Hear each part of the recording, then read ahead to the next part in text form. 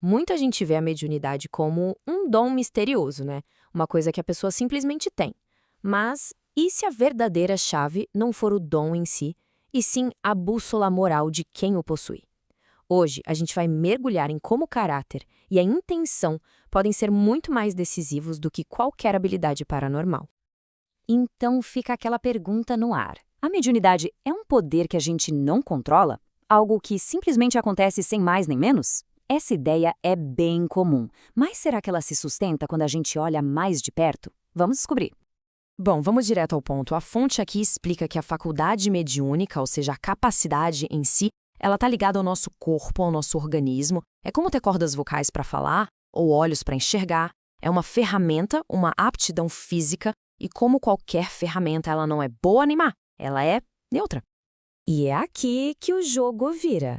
A gente precisa separar a habilidade da forma como ela é usada.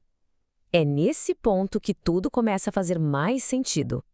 Olha só que interessante essa divisão.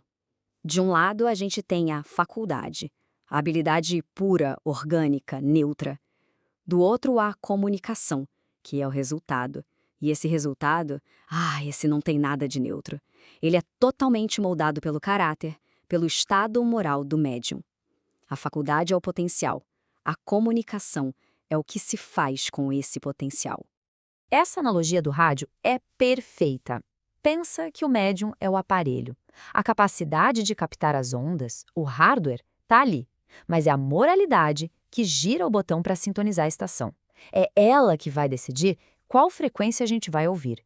Uma cheia de chiado e interferência ou outra com uma mensagem limpa, clara e elevada. Então vamos entender melhor como essa sintonia funciona na prática.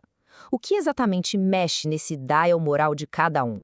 O que as fontes mostram é que certas qualidades funcionam como um verdadeiro ímã para espíritos benevolentes. Não é uma questão de poder, de forçar algo, é pura afinidade. A bondade, a simplicidade, o amor ao próximo, o desapego, tudo isso cria uma vibração que ressoa com espíritos que compartilham da mesma natureza. E claro, o oposto também acontece.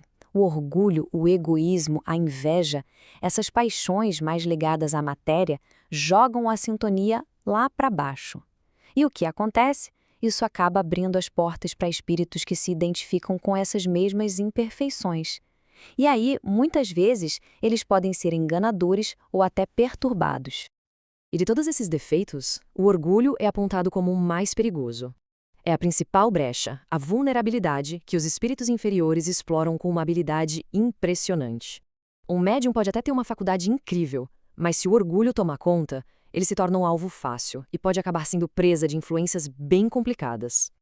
Mas olha, a sintonia não depende só do médium. A responsabilidade é maior do que parece. Vamos ver agora como a energia coletiva do grupo ao redor tem um papel que é fundamental.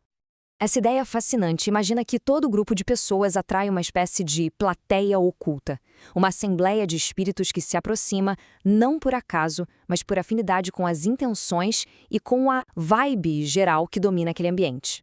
E essa tabela deixa tudo bem claro. Um grupo sincero, sério, mesmo que as pessoas sejam simples, atrai a boa vontade de espíritos superiores por causa dos seus bons propósitos. Por outro lado, um grupo onde reina a ironia, a vaidade e a falta de foco faz com que esses mesmos espíritos simplesmente se retirem. Eles percebem que a presença deles ali é inútil e acabam deixando o campo livre para outras influências. Ok, a teoria é clara, mas como é que isso tudo acontece no mundo real? Vamos dar uma olhada em alguns exemplos concretos de como esses princípios funcionam na prática. Vamos começar com um exemplo de sucesso, o caso de Eugênia. Ela nos mostra o que acontece quando o médium não é um receptor passivo, mas atua com pleno controle moral sobre a sua faculdade. Presta atenção na postura dela. Eugênia não é uma receptora passiva. Ela se coloca como uma enfermeira. Ele empresta o corpo, sim, mas mantém as rédeas da própria vontade bem firmes. É a sua superioridade moral que permite que ela ajude e até corrija o espírito que está em sofrimento, em vez de ser dominado por ele.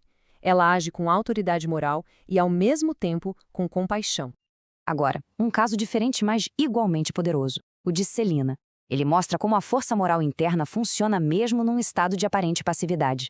Por fora, O corpo de Celina parece adormecido, mas por dentro, a sua devoção e o seu afeto criam uma barreira de proteção poderosíssima. Esse campo moral é tão forte que ele controla o espírito que se comunica, impedindo qualquer manifestação que não seja digna. A fonte usa uma imagem impressionante. O espírito fica contido como um peixe furioso dentro dos limites de um aquário pequeno. Mas nem todos os casos são de sucesso. Agora, um alerta bem sério sobre o que acontece quando o ambiente em torno do médium é moralmente deficiente. No caso de Elizabeth de Esperança, o problema não estava nela, mas no grupo. Os participantes chegaram com pensamentos críticos, atitudes hostis e até emanações tóxicas de seus hábitos. Essa falta de disciplina moral, de respeito coletivo, criou um ambiente tão desarmônico que o resultado foi desastroso. A médium sofreu uma hemorragia pulmonar. Isso mostra que as consequências podem ser bem reais, inclusive físicas. Então, depois de tudo isso, qual é a lição final que a gente pode tirar desta análise? O ponto crucial é este. Uma boa comunicação mediúnica não é fruto do dom de uma única pessoa. É uma responsabilidade compartilhada. A qualidade do trabalho é um reflexo direto do esforço de renovação moral de todos que estão presentes, não apenas do médium. E isso nos deixa como uma pergunta para reflexão. Se a moralidade é a chave que sintoniza a comunicação, não só na mediunidade, mas em toda a interação humana, qual é a responsabilidade de cada um pela energia e pela intenção que se leva para qualquer grupo? Fica a reflexão.